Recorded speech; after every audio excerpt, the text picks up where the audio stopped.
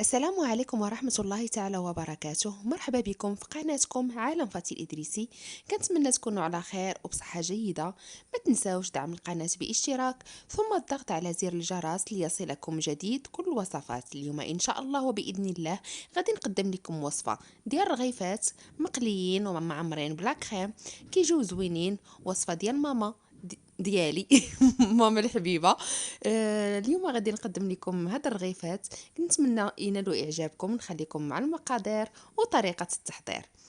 المقادير كالتالي: غادي نحتاج فيهم نص كيلو ديال الدقيق، شويه ديال الملحه، نص خماره، و50 غرام ديال الزبده بحراره المطبخ، وياغورت ديال الفاني، وما دافي. كنعجنوا المكونات كاملين اللي عندنا، كنعجنوهم مزيان. وكندلكوها مزيان، كنخليوها قاصحه، ما تكونش زعما رطبه، العجينه ما تكونش رطبه. كندلكوها مزيان ونخليكم مع الطريقه.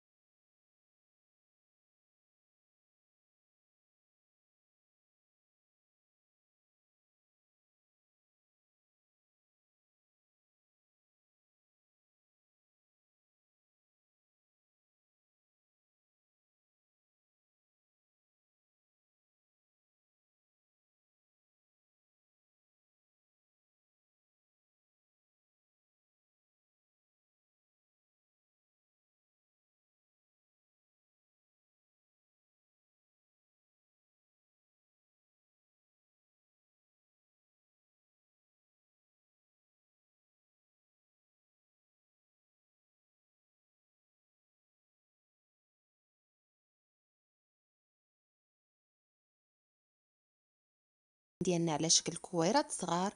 كنبسطوا العجين ديالنا على هذا الشكل، على شكل مثلث. كنبسطوها بشويه تاع الزيت، وكنستمروا حتى كنكملوا لا كونتيتي ديال العجين ديالنا. ومن بعد ما كنكونوا شكلناهم كنبسطوهم شويه وكنقليوهم في الزيت. ونخليكم ونتلاقاو باش نوجدوا لا كريم اللي غادي نعمروا بها، الرغيفات ديالنا.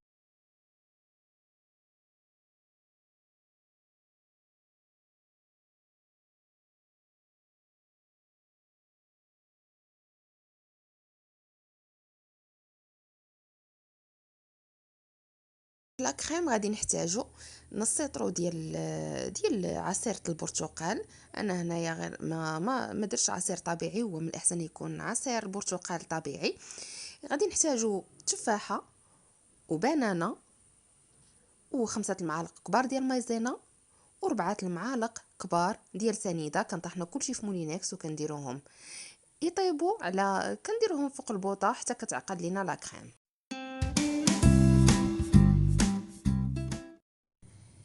هذه هي لا كريم ديالنا من بعد ما عقدت. وهادو هما الرغيفات ديالنا من بعد ما قليناهم. كنجيبوا شويه تاع سكر كلاصي باش كنفندوا فيه الرغيفات. كناخذوا الرغيف ديالنا وكنحلوهم من الوسط، كنعمرهم بلا كريم، ومن بعد كنفندوهم في سكر كلاصي. ونتلاقاو باش نكتشفوا الشكل النهائي ديال الرغيف ديالنا.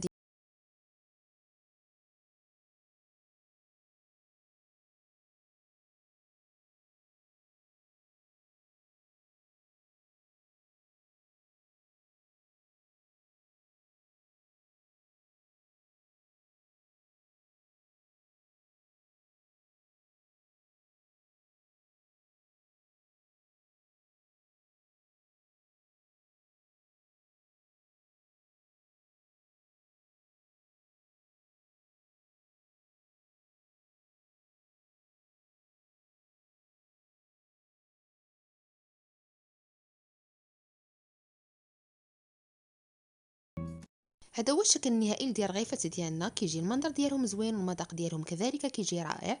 كنتمنى الوصفه تاع اليوم تكون نالت اعجابكم وراقت لكم. نتلاقاو في فرصه اخرى ان شاء الله، في وصفه اخرى ان شاء الله. خليتكم على خير وبصحه والراحه.